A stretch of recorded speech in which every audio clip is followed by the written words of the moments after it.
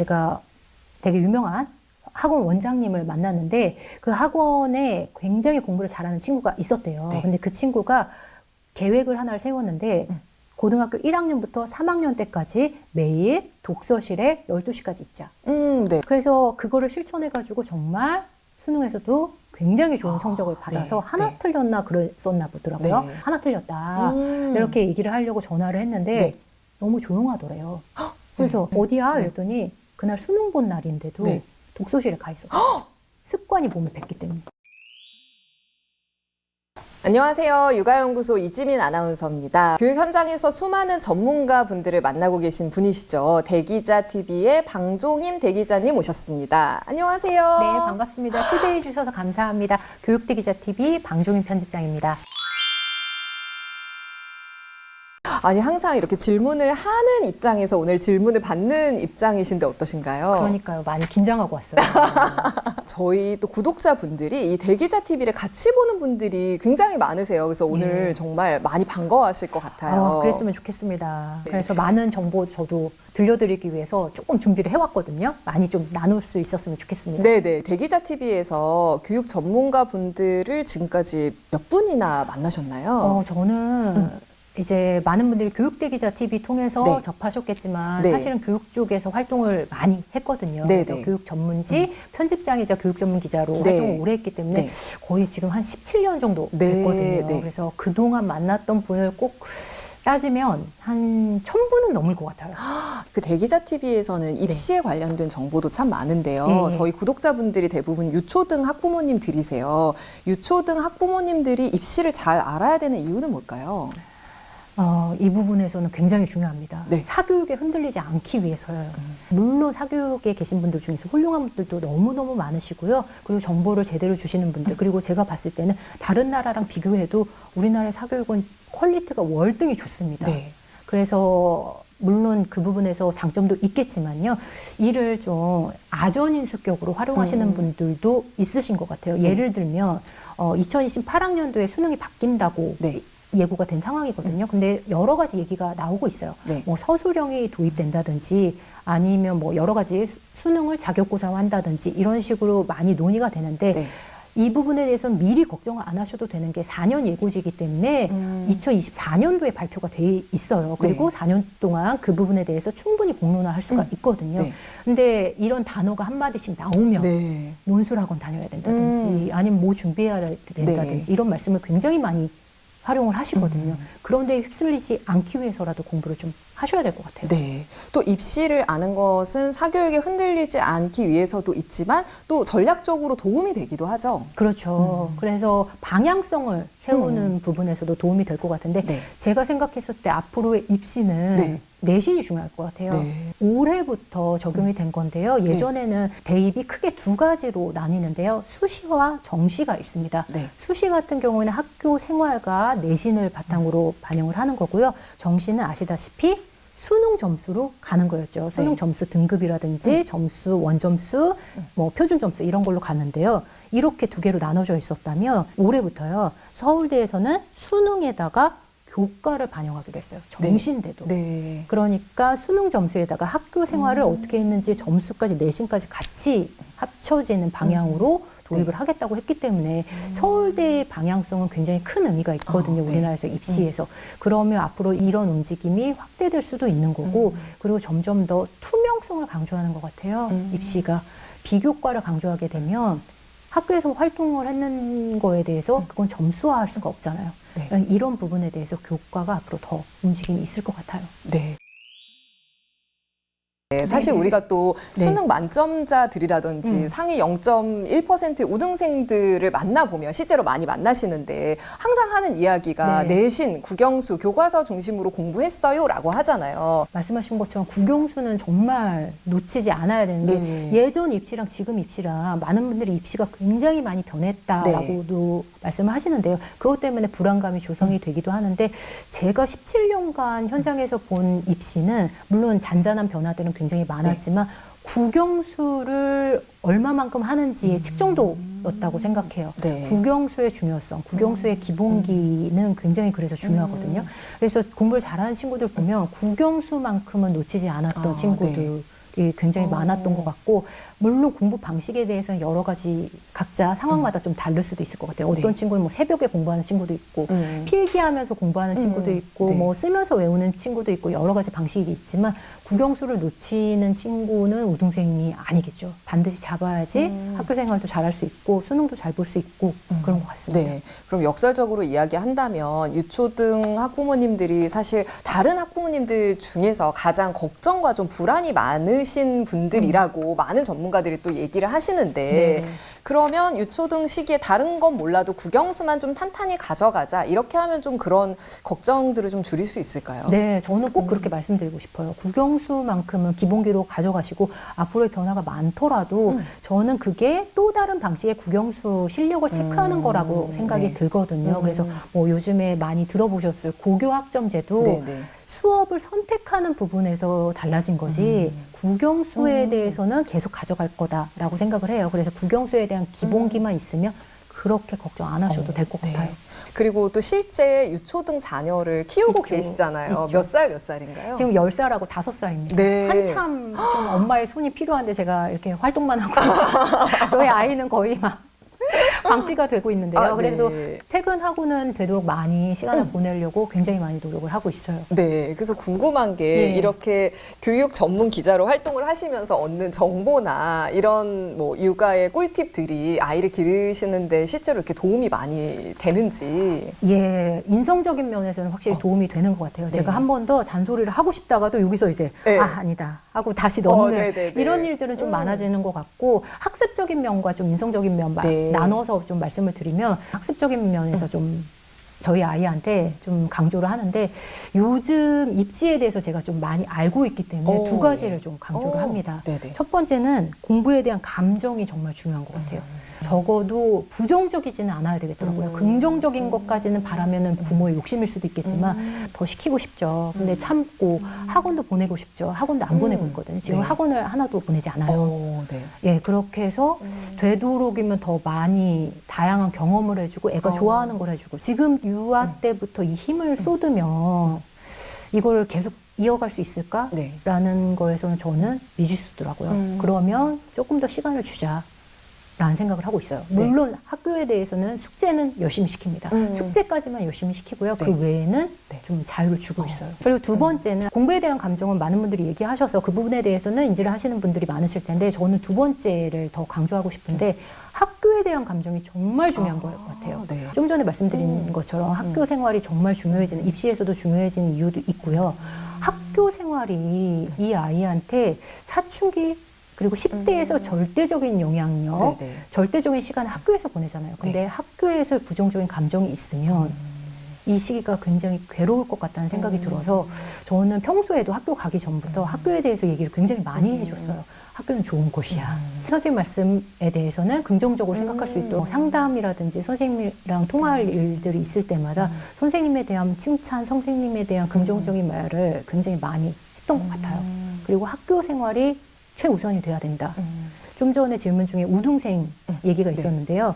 학교에 대해서 적어도 부정적이진 않았던 것 같아요. 굉장히 긍정적인 감정을 가진 친구들이 많았던 것 같아서 학교를 긍정적으로 생각할 수 있도록 저는 지금 초등 시기에 많이 힘을 쏟고 있습니다. 네. 정말 그 첫 번째 부분에 대해서는 많이 들어봤는데 그 두 번째 부분은 좀 더 생각을 하게 해보는 그런 네. 내용이었던 것 같아요. 지금 제가 학원을 안 보내는 이유도 네. 학교를 굉장히 아이가 좋아하기 때문인데요. 저희 아이는 얼마 전에 우유급식 당번이 됐는데 네. 너무너무 좋아하더라고요. 그리고 다음날 학교를 빨리 가고 싶다고 깨워달라고 할 정도로 네. 굉장히 좋아해요. 그리고 전교생 중에 제일 먼저 학교에 가거든요. 네. 그거를 살리고 싶었어요. 그러면 첫 번째, 두 번째 지금 아이를 기르시면서 가장 중요하게 생각하는 부분이 다 감정에 대한 그러네요. 예. 부분들이었는데 네. 초등 시기에 가장 중요한 건 그런 감정에 대한 부분이라고 생각하시나요? 네, 저는 그 감정에 대한 생각이 시작되는 시기인 것 같아요. 초등이. 그 감정이라는 게 잠재의식이 남아서 앞으로 청소년 때도 이어지는 것 같다는 생각이 들더라고요. 그리고 인성적인 부분에서 또 강조하는 부분이 좀 있는데요. 저는 이거는 코로나로 인해서 둘째 낳자마자 코로나가 터져가지고요. 네. 정말 첫째랑은 너무 다른 육아 환경을 보냈거든요. 첫째 때는 밖에 정말 많이 돌아다녔는데 둘째 때는 거의 나간 기억이 맞아요, 없을 맞아요. 정도로 네. 체험 활동하는 것도 너무 어렵고요. 그렇게 보내다 보니까 아 이게 코로나라는 게 한 아이의 인생에 이렇게까지 영향을 미칠 수가 있겠다. 앞으로 이런 변화들은 또 있겠죠. 우리가 생각하지 못하는. 그래서 제가 좀 더 적응력이 있는 아이로 만들고 싶더라고요. 네. 앞으로 21세기가 어떻게 변할지 모르니까 네. 첫째는 신문을 보기 시작한 거예요. 네. 왜냐면 그 변화의 가장 네네. 압축적인 메시지가 담긴 게 신문이라고 생각해서 근데 아직 초등학교 이제 저학년이기 때문에 네. 신문을 읽는 건 너무 부담스러운 네. 일이어서 그냥 사진만 보게 하는 거예요. 아, 네. 그것만으로도 큰 관심이 생기더라고요. 네네. 사진만 보면서 이 아저씨 표정은 왜 이런 것 같아? 이 단어는 왜 계속 나올까? 라고 네. 하는 거죠. 그러면서 코로나를 검색해보고 그러면 반드시 모르는 지식들이 하나는 생겨요. 네. 그러면 엄마 이 아저씨 또 나왔어 이런 얘기를 하더라고요. 그게 저는 변화에 관심이 생기는 계기라고 생각을 해서 아직 둘째는 너무 어려가지고 네. 정말 그림밖에 못 보거든요. 네. 그런데도 그냥 같이 신문을 보려고 굉장히 많이 노력을 하고 네. 있어요. 앞으로 변화가 어떻게 될지 모르니까 그거는 제가 노력할 수 있는 부분이겠더라고요. 네. 이건 뭐 편집장이니까 할 수 있지 않냐 이런 말씀을 하실 수도 있을 것 같은데 정말 그림만 보는 것으로도 사진만 보고 제목만 보는 것으로도 많이 달라지더라고요. 그러니까 네. 꼭 실천해 보셨으면 좋겠고 그리고 또 사회 변화에 조금 더 능동적인 아이를 위해서 제가 강조하는 거는 두 번째는 사람이 많은 장소에 데려가는 거예요. 네. 뭐 예를 들면 마트도 있고 시장도 있고요. 대중교통을 이용. 네. 되도록이면 저는 자차를 이용하지 않거든요. 네. 아이랑 어디를 다닐 때는 무조건 대중교통을 이용하는데 왜냐하면 어렸을 때부터 자동차, 아빠 차, 엄마 차에 익숙하면 창문 밖의 환경에 대해서는 민감도가 떨어지는 것 같아요. 네, 네. 저 사람들의 표정에 대해서 내가 인식을 덜 할 것 같아서 대중교통을 이용하려면 여러 가지 불편한 감정을 겪어야 되거든요. 네. 거기까지 걸어가야 되고 네. 부딪혀야 되고 다른 사람의 통화 내용 들어야 되고 그런 불편한 감정 그냥 겪게 하려고 하고 있어요. 그게 중요한 것 같더라고요. 저분들의 표정, 저분 기분 안 좋은 것 같다. 왜 그럴까? 이렇게 물어보기도 하고 그러고 있어요. 네. 갑자기 어느 시인이 일부러 대중교통을 타고 사람들의 얼굴 표정을 살피고 이 사람의 복장이나 이런 걸 보면서 이 사람은 어떤 직업을 가진 뭘까 이런 것들을 상상하고 관찰한다. 네네네. 이런 이야기들이 떠오르네요. 저도 지금 그 말씀 하니까 저희 채널에도 모신 적이 있는데 서울대 교육학과에 신종우 교수님이 계신데 네. 아들 둘이시거든요. 네. 아들 둘한테 해줬던 자녀교육 방법 있으신지 네, 네. 여쭤봤었을 때 세계 여행을 다닐 때 꼭 여행지가 아닌 곳 여행지로 덜 알려진 곳인데 정말 서민들이 많이 사는 곳만 찾아가신다고 하더라고요. 네네. 그 사람들의 표정을 좀 보면서 아이들이 느낄 수 있도록 그게 더 그 나라를 보여주는 거다. 네. 이렇게 말씀하시더라고요. 네네. 그 우등생들은 학교 네네. 생활을 참 좋아한다라는 말씀을 해주셨는데, 근데 그게 그런 것 같아요. 내가 공부를 잘하면 아무래도 성적으로 이제 아이들이 좀 평가를 받는 학교에서 내가 이곳에 가는 것이 즐겁고 또 인정받는다는 느낌에 또 학교가 더 좋아지고, 내가 아무리 학교에 대해서 좋은 감정이 있었어도 내가 자꾸 그 학업에서 미끄러지면 학교에 가는 것 자체가 좀 부담스럽기도 하고, 그래서 학부모님들이 내 아이가 기왕이면 공부를 잘했으면 좋겠다 이렇게 생각하는 부분도 있어요. 있죠. 그래서 유초등 시기에서 학업을 좀 잘 하기 위해서 공부 습관 그리고 생활 습관들은 좀 어떻게 형성을 하는 게 좋을지. 습관이 정말 중요한 것 같아요. 네. 왜냐하면 초등 때 성적이 계속 이어진다고 저는 생각하지 않고 습관이 이어진다고 생각하거든요. 네. 그리고 요즘 환경이 예전보다 더 경쟁이 치열하기 때문에 네. 저는 뭐 다른 거 하고 싶은 것도 참고 공부에 매진하고 이러려면 이 습관이 초등 때 다져져야지 오래 갈 수 네. 있다고 생각을 하거든요. 네. 먼저 네. 습관이라는 게 뭘까요? 내가 다른 걸 하고 싶은 걸 생각하지 않을 정도로 인식이 돼 있는 거. 그냥 몸에 생각해요. 이렇게 배어 있는 거 네, 말씀하시는 거죠? 얼마 전에 이런 일이 있었는데요. 제가 되게 유명한 학원 원장님을 만났는데 그 학원에 굉장히 공부를 잘하는 친구가 있었대요. 네. 근데 그 친구가 계획을 하나를 세웠는데 고등학교 1학년부터 3학년 때까지 매일 독서실에 12시까지 있자. 네. 라는 계획을 네, 세우고 계획을. 실천을 했는데 이게 나중에는 습관이 된 거죠. 3년 동안 매일 하루도 빠짐없이 되니까요. 그래서 그거를 실천해가지고 정말 수능에서도 굉장히 좋은 성적을 받아서 네, 하나 네. 틀렸나 그랬었나 보더라고요. 네. 하나 틀렸다. 음. 이렇게 얘기를 하려고 전화를 했는데 네. 너무 조용하더래요. 그래서 네. 어디야? 네. 이랬더니 그날 수능 본 날인데도 네. 독서실에 가 있었어요. 습관이 몸에 뱄기 때문에. 이게 시스템이 네. 다른 거 생각이 안 나고 이 친구는 발걸음을 걷는 데가 독서실이었던 거예요. 습관이 됐기 때문에. 뇌가 인지를 그렇게 해버린 거죠. 네. 다른 생각을 못하게끔 세팅이 됐던 거죠. 그게 습관인 것 같아요. 그래서 습관이 무섭다라고 네. 말씀을 하시는 거고, 네, 네. 그러니까 이걸 돌려서 생각하면 초등 때 습관을 어떻게 잡느냐에 네네. 따라서 이게 학습 성과로도 이어지고 고등 때까지도 이어갈 수 있는. 왜냐면 입시는 기니까요. 네. 저는 그래서 무리하지 않게 하는 게 굉장히 중요한 것 같아요. 만약에 무리가 돼서 중간에 한 번이라도 이게 스탑이 되면 네. 더 안 좋아지는 방향으로, 네. 더 이어지지 않는 방향으로 돌이키기가 습관이 사실 힘들죠. 네네. 그때 딱 학습이 끊어진 부분을 이어가려면 남들보다 훨씬 더 많은 시간과 노력을 들여야 되니까. 그러면 습관을 안 네. 잡는 이만 못한 그쵸, 거죠. 그쵸. 네. 그렇게 되는 상황이니까. 그래도 하루에 어느 정도의 아이가 숙제라든지 뭔가를 할 수 있는 세팅된 시간이 좀 있었으면 좋겠다는 생각이 들더라고요. 저는 그래서 너무 아직은 학원 안 보낸다고 말씀드렸잖아요. 네. 그래서 숙제에 대해서 굉장히 더 많이 숙제를 어느 정도 하면 좋은 점이 다음날 자신감이 생겨서 학교 일찍 갑니다. 선생님한테 칭찬 듣기 위해서. 네네. 숙제에 굉장히 많이 심혈을 기울이는 편인데요. 근데 숙제가 뭐 요즘에 수학 익힘책 이런 부분들이 있는데 수학 익힘책에서 수학 같은 경우는 한 번 더 생각하게끔 만약에 틀린 문제가 있었으면 한 번 더 생각한 거야? 이렇게 물어보기도 하고 한 번 더 생각하게끔 하려고 하고요. 과목마다 좀 다른데요.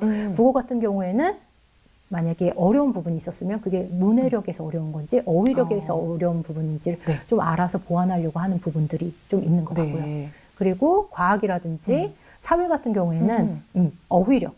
그래서 만약에 어려운 단어가 있었으면 반드시 좀 찾게 하는 습관을 네. 좀 가지려고 하는데 그 찾는 부분에서 예전에 저희는 사전을 푼다든지 네, 네. 이런 좀 부담스러운 일들이 있었는데 요즘에는 정말 인터넷으로만 네. 봐도 정말 자료가 많이 나와 있잖아요. 그것만 찾는 것도 충분하다고 생각해요. 그럼 장벽도 좀 낮아질 수 있기 때문에 그렇게 반드시 보완하려고 하는 습관. 물리적으로 1시간 세팅 이런 건 좀 아닌 것 같고요. 네. 예, 그러면 그 시간을 채우려고 많이 아이가 딴짓을 하더라고요. 네네. 어떻게든 그 시간 채우려고. 그래서 그 공부를 한다는 자체가 중요하기 때문에 그 시간이라든지 뭘 했는지 이런 부분에 대해서는 좀 부담을 내려주고 있어요. 그럼 생활 습관 같은 거는 어떻게 시작하는 게 좋을까요? 생활 습관 저도 고민인데요. 네. 그래서 저도 굉장히 궁금해서 신희진 교수님이라고 네. 연세대 세브란스 병원의 소아청소년 정신과 교수님께 여쭤본 적이 있는데 그분을 비롯해서 다른 분들도 공통적으로 얘기를 하시는 부분이 보상이더라고요. 보상을 좀 활용하면 좋겠다. 네. 아직 유초등 시기에는 보상을 좀 활용하면 네. 예를 들면 어떤 습관을 좀 잡고 싶은 게 있으면 한 달에 한 2-3개 정도 너무 많이 하면 과부하거든요. 네. 예를 들면 저는 실제로 했던 부분이 책가방 직접 챙기기 그리고 양말 세탁기에 넣기 네. 이거를 해봤었어요. 네. 그랬는데 이게 너무 안 되더라고요. 네, 사소하지만 좀 고치기 힘든 너무 그런 심해서 거예요. 네. 치약 뒤부터 쓰게끔 네. 하고 뭐 이런 거 있잖아요. 네. 그걸 스스로 직접 했으면 동그라미, 만약에 엄마가 시켜서 했으면 세모, 네. 안 했어 X 이렇게 해서 하루하루씩 평가를 하는 거예요. 네. 그래서 세모가 2개면 동그라미 하나로 쳐가지고 네. 그게 한 달로 냉장고에 이렇게 붙여가지고요. 네. 직접 해보는 거죠. 그렇게 해서 한 80% 정도 달성하면 저는 보상을 줬던 것 같아요. 네네. 그랬더니 잡히더라고요. 오, 그 너무 보상은 좋네요. 근데 중요한 거 게임이나 돈이면 안 된다고 하더라고요. 네. 아이랑 저랑 외식하기였거든요. 네. 저랑 할 수 있는 경험, 아빠랑 할 수 있는 경험, 아이가 네네. 원하는 물건을 토큰으로 줘서 바꾸는 방식 이런 식으로 해서 생활 습관을 조금씩 잡으려고 했던 것 같아요. 근데 네. 보상이라든지 그러면서 저는 잘하고 있다 얘기하는 거. 이 부분이 유초등 때는 굉장히 중요한 거. 너무 좋네요. 사실 저희 집에도 냉장고에 칭찬 스티커가 붙어 있는데 네. 많은 분들이 그 칭찬 스티커를 하실 테지만 이렇게까지 구체적으로 보다는 그냥 1, 2, 3, 4, 5, 6, 7, 8 이렇게만 적혀 있는 경우가 많을 아니면 거예요. 그 칭찬 네. 스티커를 공부랑 연결하세요. 오늘 네. 문제 몇 개 풀었는지 그러면 동그라미 네. 쳐주시고 이러시는데 저는 습관으로 좀 활용을 했던 것 같아요. 네네네, 맞아요. 그런 분들도 생활 많으신데 습관으로. 굉장히 구체적인 목표가 있고 그 목표를 스스로 평가하고 그리고 무조건 OX 했다 안 했다가 아니라 중간 세모까지도 이렇게 좀 허용적으로 네. 할 수 있고 사실 그리고 어른들도 그런 거를 한 번에 고친다는 게 어렵잖아요. 월말에 한 80% 정도면 네. 아이나 어른이나 좀 이렇게 충분히 네. 여유를 갖고 내가 좀 해볼 의지가 생기는 것 같아요. 왜 너무 목표가 높으면 오히려 좀 안 하고 싶어지는 그런 경우도 있잖아요. 90%면 조금 부담스러워하는 것 같아요. 아이들. 그래서 저도 이제 아이랑 얘기하다가 아이는 70%를 얘기했는데 안 된다. 저도 맨 처음에 90 얘기했거든요. 합의가 된 합의가 거군요. 80이었습니다. 네네네. 근데 그것도 아이랑 딜하는 과정에서 아이의 생각을 좀 알 수 있어요. 네네. 아, 얘는 이렇게 생각하는구나. 그리고 저를 어떻게든 설득하려고 막 자기 논리를 피우거든요. 네. 근데 그럴 때 같이 얘기해주면서 하면 더 습관이 조금 더 납득이 가니까 아이들 네. 더 잘 잡혔던 것 같아요. 네, 그런 합의하는 과정도 너무 좋네요. 고등생들은 어떤 게 됐건 간에 자기만의 공부법이 있다고 하셨는데 네, 이 네. 초등 시기에 나의 공부법, 나한테는 어떤 것들이 맞나 좀 테스트해보는 시기로 활용해도 좋다고요. 네, 저는 우등생들 만나면 정말 하나같이 공부법이 다 달라요. 다 다르기 때문에 그걸 하나로 얘기하기가 너무 어렵더라고요. 제가 또 질문 많이 받는 것 중에 공부 잘하는 친구들의 공통점에 대해서도 많이 봤는데 공부법으로는 좀 없는 것 같아요. 단 그 친구들이 자기만의 공부법을 만들기 위해서 노력한 게 다른 것 같아요. 다른 친구들은 그냥 자기만의 공부법이라고 내세울 수 있는 게 없는 경우들이 많거든요. 네. 근데 그 친구들은 있는 것 같아요. 그게 좀 다르다는 생각이 들었는데, 그러니까 이 친구들은 예를 들면 바둑에 복기가 있는 것처럼 어떤 거를 여러 가지 해보고 자기만의 거를 찾기 위해서 검증해보고요, 평가해보고 시험해보고 이런 시기들이 있었던 것 같아요. 네. 송영준 군이라고 수능 만점 받은 친구가 있는데 김해외고를 다녔는데요. 맨 처음에 첫 시험에서 127명 중에 126등을 한 거예요. 거의 네. 꼴찌를 한 거죠. 네. 그래서 이 친구가 굉장히 충격을 받아서 다른 친구들이랑 가장 부족한 과목이 영어였다고 하더라고요. 그래서 영어에 대해서 공부 잘하는 친구를 따라한 거예요. 그대로. 따라하면서 아니다. 이거 나랑 안 맞아? 그럼 다른 친구를 따라하고 계속 이러면서 자기만의 영어 공부법을 만든 거예요. 이런 식이 좀 다른 것 같아요. 그래서 저는 이걸 고등 때 하면 그 친구처럼 이렇게 뛰어난 친구들은 바로바로 했겠지만 네. 이게 시간이 네, 없고 네, 네. 여유가 없으면 이게 잘 안 되거든요. 네. 그래서 초등 때 했으면 좋겠다라는 생각이 들더라고요. 요즘에 유튜브만 검색해도 공부법 검색하면 정말 많은 영상들이 나오거든요. 특히 가고 싶어하는 학교, 네. 서울대에서도 서울대 유튜브가 있고요. 한국과학영재학교가 가고 싶다. 그럼 한국과학영재학교 홈페이지를 간다든지 유튜브 채널을 운영한다든지 그러면 졸업생들이라든지 네, 재학생들이 네. 공부법을 나눠주는 영상들, 브이로그들 너무 많아요. 그 친구들 거를 선배 거를 해보는 거죠. 그러면서 나만의 공부법을 저 형처럼 해보니까 이 부분이 나한테 맞는 것 같아. 아니 이 부분은 나랑 안 맞는 것 같아. 이러면서 자기만의 공부법을 좀 만들어가면 이제 고입을 준비하는 시기에서는 자기만의 그 공부법이 좀 폭발하는 시기가 분명히 올 겁니다. 초등부터 공부를 하기보다는 나한테 맞는 공부법이 어떤 게 있는가를 시간을 갖고 테스트를 해보고 중학교, 고등학교에 가서는 진짜 공부를 해야 될 시기에는 그 공부법을 가지고 딱 무기를 맞아요, 가지고 맞아요. 장착된 채로 이렇게 달릴 수 있는 그런 네네. 게 되겠네요. 저는 많은 친구들이 포기하는 경우들을 너무 많이 봤거든요. 네. 공부를 계속 열심히 네. 하는 경우도 있겠지만 네. 중간에 여러 가지 이유로 네. 포기하는 친구들이 너무 많은데 마음의 여유가 없는 것 같아요. 그래서 뭐 하나가 그대로 안 되면 경쟁이 너무 치열하다는 것만 인식을 하기 때문에 그냥 나 안 될 거야 하는 경우들이 너무 많거든요. 그 전에 나만의 무기들을 좀 만들어 놓으면 그게 바로 공부를 시작하라는 말씀은 아니고요. 이렇게 했었을 때 잘 됐었지. 이런 기억을 갖는 시기가 초등으로 활용하셨으면 좋겠어요. 그래야지 나중에 포기하지 않고 나 그때 한번 잘했었잖아.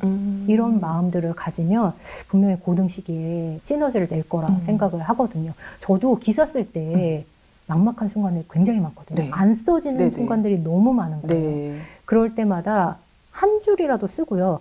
옛날에 한 줄 썼을 때 완성됐던 그 기억들 계속 돌이켜보는 네네. 거예요. 그러면 써지더라고요. 그런 시기들, 그런 나만의 성공 경험들, 작은, 그게 뭐든 상관이 없을 것 같고, 그게 말씀하신 것처럼 생활 습관이든 공부 습관이든 그런 성공했던 경험들, 습관들을 계속 담아두는 시기로 활용하셨으면 좋겠어요. 네, 그 복귀에 대한 말씀도 너무 좋았는데 네네. 다시 한번 생각해 보는 거, 어떤 점들이 좋았고 어떤 점들이 부족했는지. 근데 사실 복귀도 하려면 시간이 있어야 되거든요. 맞아요. 그냥 네. 하는데 급급하면 네. 사실 복귀를 할 수가 없거든요. 예, 그리고 중학교 1학년 때까지는 어쨌든 시험이 없기 때문에 네. 초등학교만 생각하시는 분들이 계시는데요. 중학교 1학년 때까지 널리 시간이 있으니까요. 마음의 여유를 가져주셨으면 좋겠어요. 네. 그리고 아까 실패에 대한 이야기가 조금 나왔었는데 아이들이 늘 잘할 수는 없고 네. 중간에 좌절하거나 내가 지금껏 이렇게 잘해왔는데 실패를 경험하게 된다든지 할 때 부모님들은 좀 어떤 도움을 줄 수 있을지, 또 실패를 극복하게 만드는 아이의 동기랄까요? 힘은 어디에서 나오는지.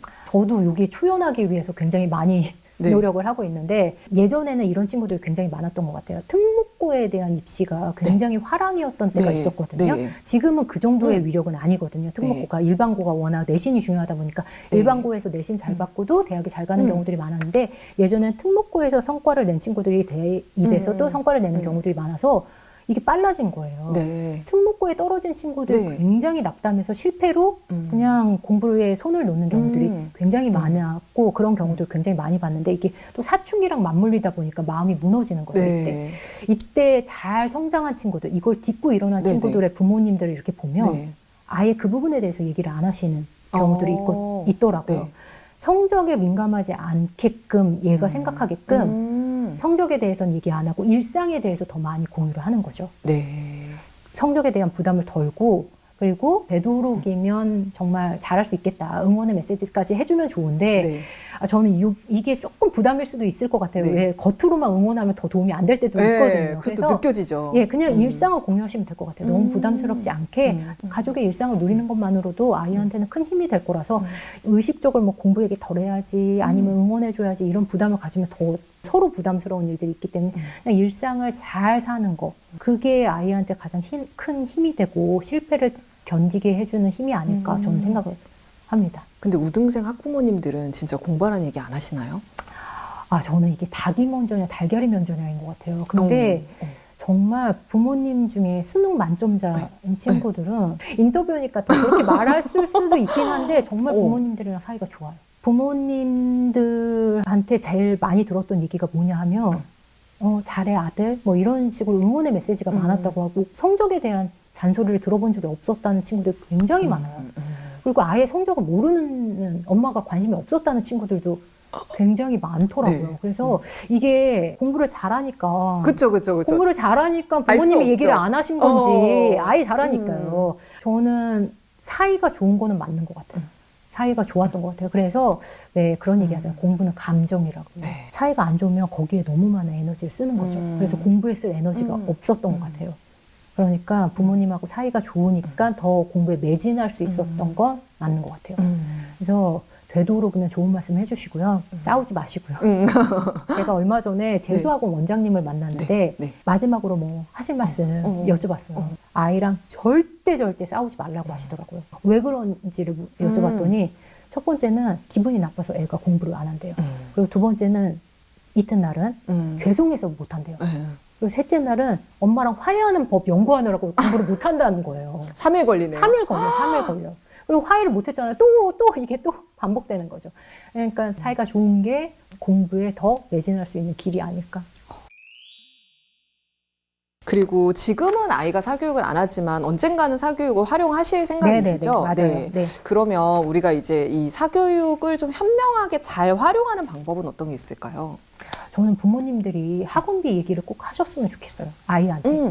왜냐하면 그냥 결제만 해주다 보면 아이가 이게 어느 정도 비용이 드는지, 네. 우리 집안에서 이게 어느 정도의 부담인데 부모님이 이렇게 해주시는지를 모르는 경우들이 굉장히 많아요. 네. 근데 이거를 또 우려하셔가지고, 아유, 애가 공부만 하면 됐지, 뭐 집안 사정까지 알아야 되냐, 이렇게 생각하시는 분들도 네. 계신데, 요즘 세대랑 저희 세대랑 많이 다른 것 같아요. 아이들이 교육보다 더 경제에 대해서 더 민감하거든요. 만약에 30만 원으로 학원을 다닌다. 확실히 달라질 거예요. 그냥 엄마가 돈 줘서 학원을 간다랑 많이 인식이 다르더라고요. 왜냐면 요즘 애들이 더 돈에 더 민감하거든요. 네. 재테크 얘기도 너무 많이 듣고 이러다 보니까 30만 원의 가치를 우리보다 더 많이 알고 있어요. 그러니까 얘기를 하셔야지 아이가 학원에 대한 자세, 그냥 엄마가 다니라고 해서 다니는 게 아니라, 엄마가 이 정도의 비용을 내고 다니라고 하는 거니까 그래도 설렁설렁 다니지는 말아야지라는 생각이 들 것 같아요. 지금 유초등 부모님들이 많이 보실 거라 생각이 되는데, 이 비용이 지금 당장만 생각해보면 감수해야지, 이런 경우들이 굉장히 많으신데, 절대 사교육비는 줄어들지 않아요. 더 쓰는 경우들이 99%입니다. 그러니까 이 경우가 앞으로 2배, 3배 되는 일은 너무 흔하거든요. 예를 들면 유초등 부모님들 같은 경우에 지금 당장이 뭐 부경수 정도 생각하시겠죠. 근데 중학교 3학년 때부터 달라져요. 예를 네. 들면 중학교 3학년 때부터의 패턴을 좀 학년별로 말씀을 네네. 드리면요. 중학교 3학년 때 윈터스쿨과 썸머스쿨이라고 해서 방학 때마다 방학 특강이 있어요. 네. 고등 거를 미리 선행할 수 있는. 네.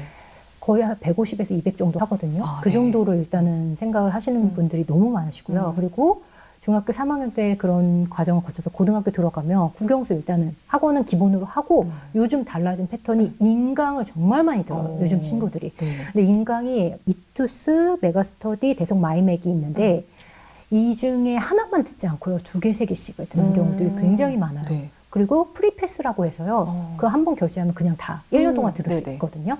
그게 한 30에서 50만 원 정도는 기본으로 해요. 근데 여기서 끝이 아니라 그거 2개씩 들으면 또 어마어마해지죠. 교재비가 또 어마어마하게 그 정도는 또 들고요. 그리고 뭐 그 밖에 또 문제집을 사야 되기 때문에 듣고 내신학원 다니죠. 방학 때마다 방학 특강 다니죠. 그리고 고2 때는 탐구 특강 듣죠. 스터디 카페라든지 네. 프리미엄 독서실이라고 해서 30만 원, 50만 원 정도로 기본으로 하는 그런 독서실도 너무 많거든요. 네. 그러니까 너무 많이 들어요. 그러니까 지금만 넘기면 되겠지라고 생각하시지도 마시고요. 한번 우리 가정에서 어느 정도 견딜 수 있는지 파이를 꼭 정하셨으면 좋겠어요. 그리고 이 파이 안에서 생각하는 거죠. 그리고 대체할 수 있는 하나는 다니고 만약에 그 파이를 넘어가겠다 싶으면 인강을 듣는 방법을 생각을 하시던지 아니면 교재를 좀 활용하시던지 이런 방법으로 조금 더 현명하게 내가 노후 자금을 당겨서 아이한테 해준다 이런 생각들이 당연히 드실 수밖에 없거든요. 그런 걸 좀 막지 않을까. 네. 제가 아는 어떤 분은 아이에게 이 학원비라는 것의 개념을 알려주기 위해서 일부러 현금으로 뽑아서 봉투로 아이가 가져가게 하신다고 하더라고요. 너무 사실은 어른들도 이게 카드 결제를 하면서 내가 네네. 얼만큼을 쓰는지가 좀 실감이 안 나잖아요. 근데 이게 30만 원을 아이가 실제로 들고 이거를 내면 내가 이 돈을 내고 공부한다는 그 느낌이 온다고 이제 말씀 들으면서 그 사례가 생각이 났고 뭐 그렇게까지는 아니라고 하더라도 아이한테 이거를 같이 이야기하고 나누는 이런 부분은 너무 중요할 것 같아요. 네. 근데 이제 그렇게 되면 안 되겠죠. 돈이 얼만데 지금 왜 숙제를 안 그렇죠. 하니 이런 네네. 도구로 활용되면 안 되겠지만 그러니까 더 얘기를 해야 될 것 같아요. 네. 이게 어느 정도의 가치가 있는지 그거를 그냥 놔두면 엄마 마음속에 이게 남아있거든요. 네. 만약에 100만 원을 썼는데 1년 후에 아무것도 없다고. 왜냐면 초등학교 때는 학교에서 보는 시험은 없기 때문에 네. 체크할 수 있는 방법들이 없어서 그냥 놔뒀다가 나중에 성적이 나왔을 때 미치지 못하면 부모님 입장에서는 갑자기 확 터지죠. 예, 네. 그러면 아이한테 부정적으로 바로 얘기할 수밖에 없거든요. 그런 걸 좀 막기 위해서라도 어떻게든 줄일 수 있는 방법을 다